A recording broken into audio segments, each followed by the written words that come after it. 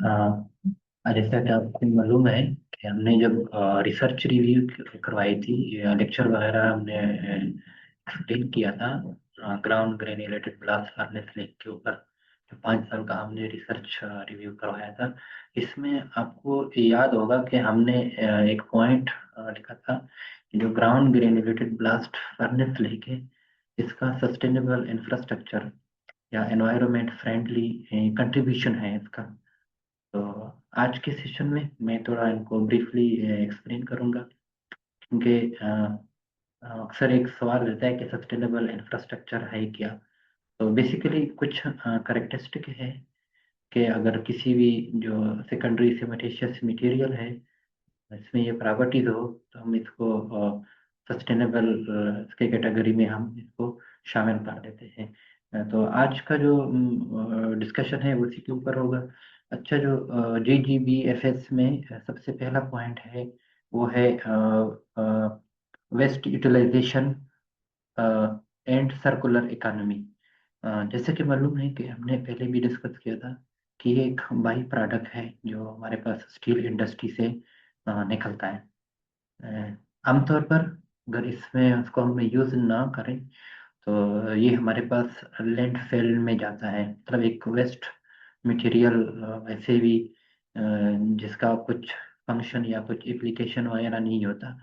तो बेसिकली ये जो मटेरियल लैंडफिल में जाता है, बजाय इसके कि हम इसको ज़ाया कर लें, तो इसको अगर हम कंक्रीट में यूज़ कर लें तो इनके हमें बहुत सारे फायदे मिल जाते हैं। एक तो एक थोड़ा बहुत इसका वैल्यू भी आ जाता है इसमें कंक्रीट के अंदर से, क्योंकि जाहिर बात है, जो हम इसको यूज़ करेंगे तो इनका जो सीमेंट वगैरह है इनकी यूज़ होगी वो कम होगी।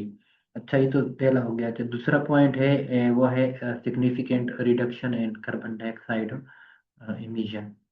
आमतौर पर हम जब सीमेंट वगैरह में या कंक्रीट में सीमेंट की रिप्लेसमेंट करवा लेते हैं GGBFS से, वो हम आमतौर पर 30 से लेकर 70% तक हम इसकी रिप्लेसमेंट करवा देते हैं।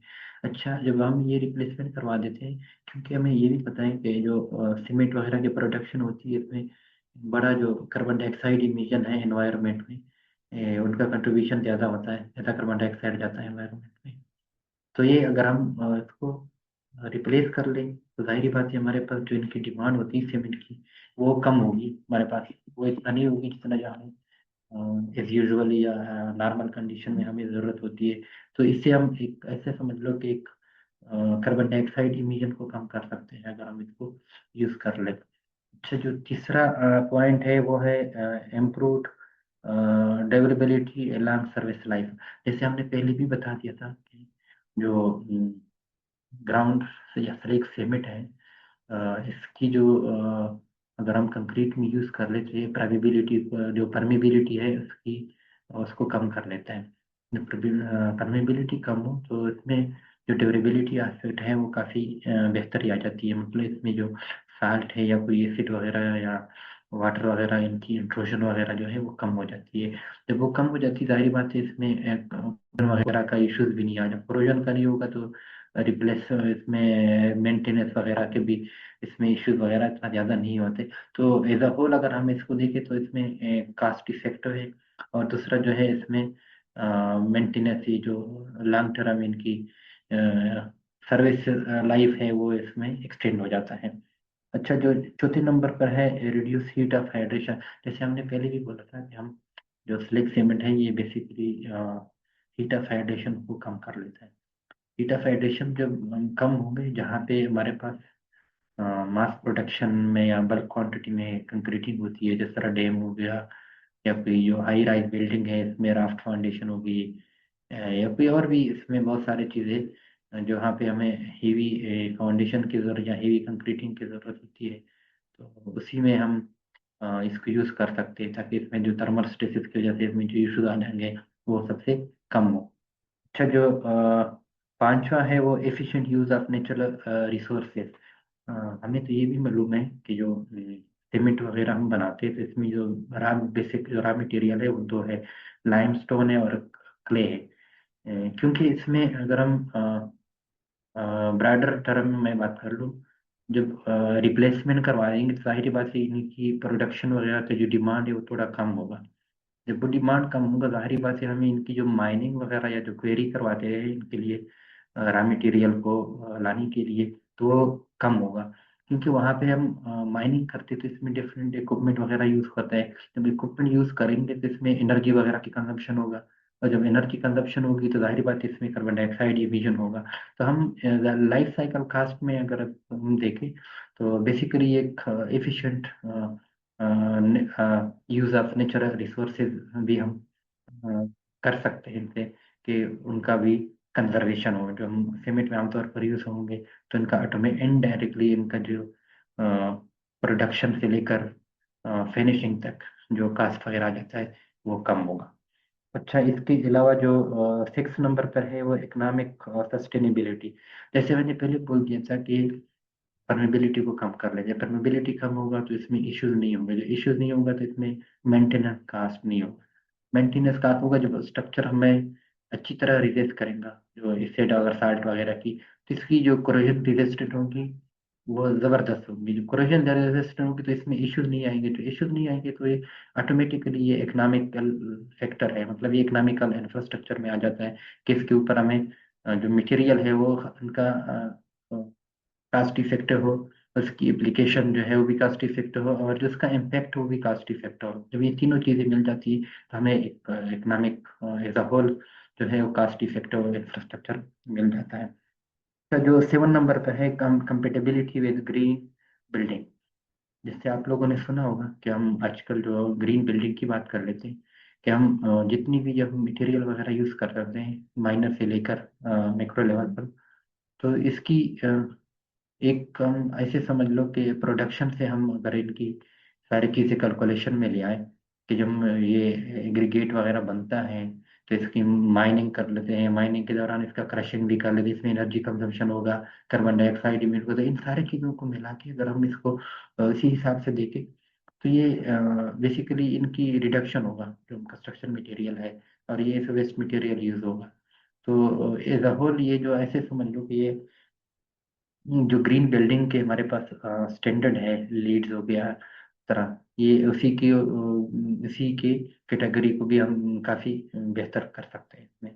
अच्छा, जो 8वां है application in sustainable infrastructure. Sustainable infrastructure जो हमारे पास मेगा प्रोजेक्ट होते हैं, जिस तरह हमारे पास रोड हो गए, ब्रिज हो गए, हाई राइज बिल्डिंग हो गए, और डैम वगैरह, या जो बड़ी राफ्ट फाउंडेशन होती है हाई राइज बिल्डिंग की, उसी में इनकी एप्लीकेशन वगैरह जो है इसमें काफी जो है वो कास्ट इफेक्टिव साबित हो सकता है।